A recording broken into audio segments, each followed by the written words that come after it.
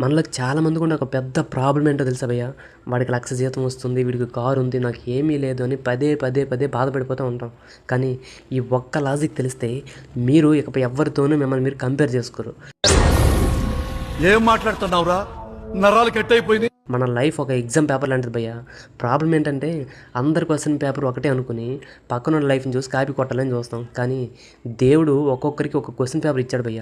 వాడి బ్యాక్గ్రౌండ్ వేరు, వాడి కష్టాలు వేరు, కానీ మన రూట్ వేరు కదా.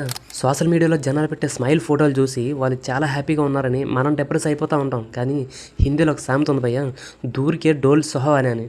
అంటే దూరం నుంచి చూస్తే అంతా బాగున్నట్లే కనిపిస్తుంది, కానీ వాళ్ళ లైఫ్ వెనుక ఎంత స్ట్రగుల్ ఉందో ఎవరికి తెలుసు.